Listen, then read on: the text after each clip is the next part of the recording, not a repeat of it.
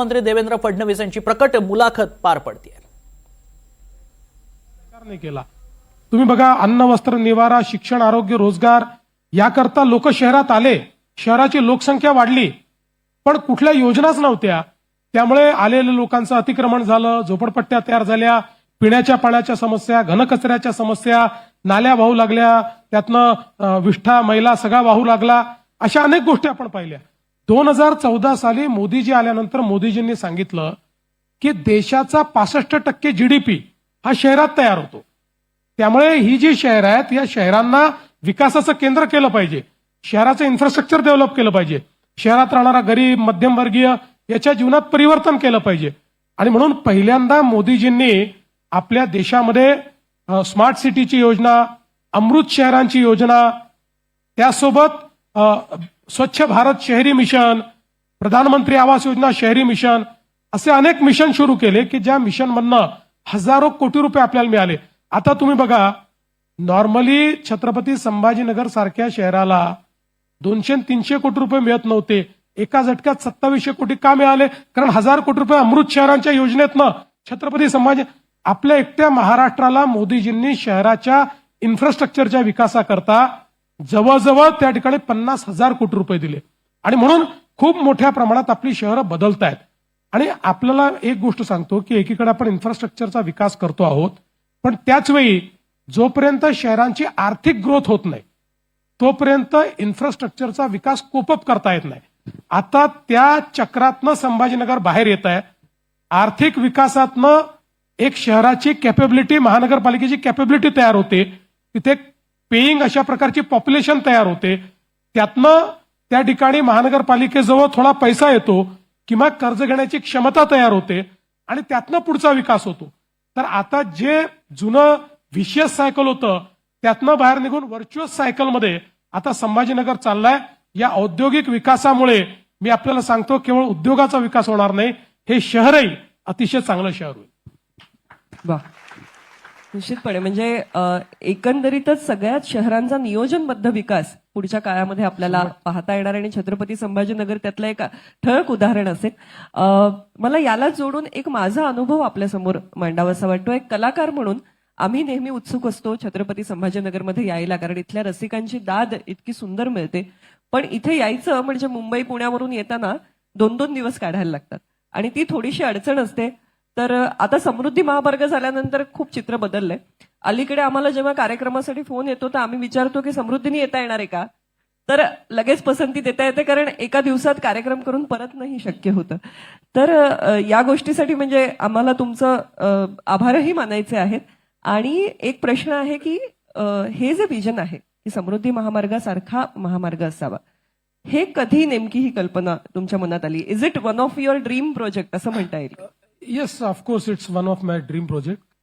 मी समृद्धी महामार्गाची संकल्पना पहिल्यांदा 2001 साली महाराष्ट्राच्या विधानसभेत मांडली आणि त्यावेळेस मी असं म्हटलं होतं की आपल्याला नागपूरपासून मुंबईपर्यंत एक कम्युनिकेशन सुपर एक्सप्रेसवे तयार केला पाहिजे.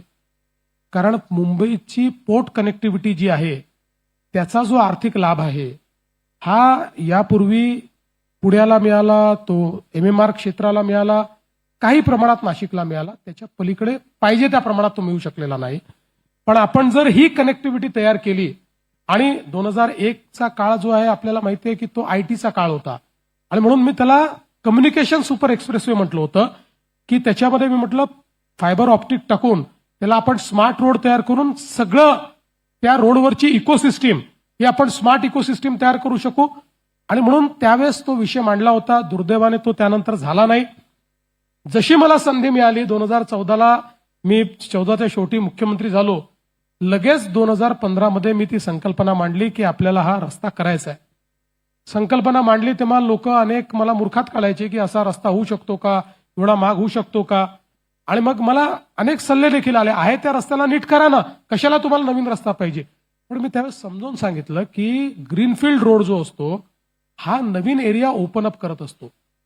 एक्झिस्टिंग रोडवर लँड ऍक्विजिशन करणं फार कठीण असतं. लँडचे भाव देखील खूप मोठ्या प्रमाणात असतात. त्या ठिकाणी साईडला काही ना काही कन्स्ट्रक्शन झालं असतं, त्यामुळे ते फार कठीण असतं. ग्रीनफील्ड रोड हा खऱ्या अर्थानं एक अर्थव्यवस्थेला ओपन अप करणारा असतो. आणि म्हणून जेव्हा समृद्धी करायला बसलो त्यावेळी पहिलं काम काही केलं असेल तर नागपूरपासून मुंबईपर्यंत सरळ रेष ओढली आणि आमच्या अधिकाऱ्यांना सांगितलं मला सरळ रस्ता पाहिजे, कुठेही या ठिकाणी हा फिरून जाणार नाही असा रस्ता आपल्याला तयार करायचा आहे. आणि मग त्या संदर्भातलं प्लॅनिंग आम्ही करत गेलो. लँड ॲक्विजिशनचा एक प्रश्न होता खूप मोठा. लोकांना असं वाटायचं की लँड ॲक्विजिशन आपल्याकडे 10-10 वर्ष होत नाही. पण मी असं सांगितलं की या ग्रीनफील्ड रोड करता लोक आपल्याला जागा देतील, आपण हा प्रयत्न केला पाहिजे की त्यांना जागेचा उत्तम मोबदला दिला पाहिजे. आपल्याला कल्पना असेल याच छत्रपती संभाजीनगरमध्ये येऊन त्या ठिकाणी उद्धव ठाकरेजींनी शरद पवार साहेबांनी सभा घेऊन समृद्धीला 1 इंच जागा देऊ नका म्हणून सांगितलं. अनेक गावांमध्ये ते गेले. मी निर्णय केला की त्या जमिनीची जी किंमत आहे त्याच्या 5 पट किंमत आम्ही देऊ आणि थेट त्या ठिकाणी खरेदी करू. आणि त्याकरता पैसा उभा केला. पहिल्यांदा मी जे आमच्याकडच्या कॅशरिच अशा प्रकारच्या ज्या एजन्सीज होत्या, सिडको असेल तिथनं 500 कोटी घेतले, MIDCतनं 500 कोटी घेतले, MMRDAतनं 500 कोटी रुपये असं उधार घेतले. त्यांना सांगितलं तुम्हाला परत करू. आणि या ठिकाणी हे पैसे देणं सुरू केल्याबरोबर ज्या गावामध्ये माननीय उद्धव ठाकरे साहेबांनी सभा घेऊन त्या ठिकाणी सांगितलं होतं की तुम्ही जागा देऊ नका, एका दिवसात त्या अख्ख्या गावाने समृद्धी महामार्गाकरता सगळी जमीन दिली. आणि that was a game changer. 9 महिन्यामध्ये 800 किलोमीटरच्या ग्रीनफील्ड रोडची सगळी जमीन एक्वायर झाली. 4 वर्षामध्ये आम्ही तो रस्ता त्या ठिकाणी कंप्लीट केला. नंतर थोडं सरकार गेल्यावर काही अडचणी आल्या होत्या, परत सरकार आलं, त्याही अडचणी दूर केल्या. आणि आता समृद्धी महामार्ग हा असा एक महामार्ग झालाय की सगळ्यांना त्या महामार्गाशी जोडायचं आहे. म्हणूनच मी आता त्या ठिकाणी समृद्धी महामार्गावरनं JNPT पर्यंत तर आता आपण जाऊ शकतो, कारण आपला आता नवीन जो त्या ठिकाणी थोडासा भाग राहिला तो झाला की ती पोर्ट कनेक्टिव्हिटी होईल. आता नाशिक पासून समृद्धी महामार्गावरनं जे नवीन वाढवण बंदर आपण करतोय, जे महाराष्ट्राचं सगळ्यात मोठं गेम चेंजर आणि देशाचं गेम चेंजर बंदर असणार आहे, त्याला डायरेक्ट कनेक्टिव्हिटी आपण करतोय. म्हणजे नाशिकच्या समृद्धी महामार्गापासून 1 तासामध्ये आपण वाढवण बंदराला जाऊ शकू अशा प्रकारची कनेक्टिव्हिटी करतोय. म्हणजे याचा अर्थ असा आहे की आता पुढच्या काळामध्ये आपल्या छत्रपती संभाजीनगराला 2 मोठे पोर्ट त्या ठिकाणी राहतील. एक JNPT पोर्ट राहील आणि दुसरं वाढवण बंदर राहील. आपण आता सांगत असताना लक्षात आलं, अनेकदा काय होतं, आमचा प्रवास सुखकर झाला ही एकच बाजू आमच्या समोर येते, पण त्याचा एकंदर उद्योगावरती, विकासावरती कसा परिणाम होतोय. म्हणून याला जोडून एक प्रश्न विचारावासा वाटतो. जेव्हा आम्ही छत्रपती संभाजीनगर विमानतळावरती उतरतो तेव्हा इतकं अद्ययावत, इतकं सुंदर विमानतळ आहे की ते डोमेस्टिक एअरपोर्ट आहे असं वाटत नाही. तर ते इंटरनॅशनल एअरपोर्ट होणार का? बघा, इंटरनॅशनल एअरपोर्ट करणं काही कठीण नाहीये. मुख्य त्याचा विषय असा आहे की तिथे वाईड बॉडी एअरक्राफ्ट उतरलं पाहिजे, मोठं एअरक्राफ्ट तिथे उतरलं पाहिजे. आणि याकरता त्या ठिकाणी आपला रनवे थोडा मोठं करणं, त्याकरता लँड ॲक्विजिशन करणं, या सगळ्या गोष्टी फार महत्वाच्या होत्या. मागच्या काळामध्ये आमच्या सगळ्या लोकांनी त्याचा पाठपुरावा केला आणि आपण 800 कोटी रुपये त्याला दिले. आता त्याचं ॲक्विजिशन मला असं वाटतं अंतिम टप्प्यामध्ये आहे. ते झाल्यानंतर आपण त्या ठिकाणी जो काही रनवे आहे त्या रनवेचं एक्सपान्शन करू. एकदा या ठिकाणी मोठे एअरक्राफ्ट जे आहेत ते उतरायची व्यवस्था झाली तर छत्रपती संभाजीनगर हे फार स्ट्रॅटेजिक आहे. त्यामुळे मला असं वाटतं की मग याला, आणि नुसतं इंटरनॅशनल घोषित करून चालत नाही ना, परदेशातनं विमानं देखील उतरली पाहिजेत. तसं इंटरनॅशनल एअरपोर्टच आहे, पण परदेशातनं विमानं देखील उतरली पाहिजेत. मला असं वाटतं की आता ज्या प्रकारचे उद्योग या ठिकाणी आहेत, जसं पुण्याचं काय झालं बघा, पुण्यामध्ये उद्योगांमुळे पुण्यात जवळपास, म्हणजे तुम्हाला सांगतो की एक्सपॅट्सची एक पुणे हे हॉटबेड तयार झालं. म्हणजे अनेक लोक, आता जर्मन लोक म्हणतात की आमचं दुसरं घरच पुणे आहे, फ्रेंच लोक म्हणतात आमचं दुसरं घरच पुणे आहे. तर अशा पद्धतीनं पुण्याच्या एअरपोर्टवर आम्हाला आज 30 देशातनं मागणी आहे की आम्हाला तिथे डायरेक्ट फ्लाईट पाहिजे, पण आम्ही तिथे जागा देऊ शकत नाही, म्हणून पुण्याला नवीन एअरपोर्ट बांधतोय.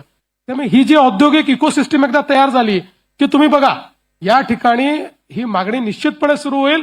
वेगवेगळ्या देशातनं एअर फ्लाईट देखील या ठिकाणी येते. तर मुख्यमंत्री देवेंद्र फडणवीसांच्या या मुलाखतीकडे आपलं लक्ष असेलच. एक छोटासा ब्रेक, लगेचच परत येतोय. पाहत राहा NDTV मराठी.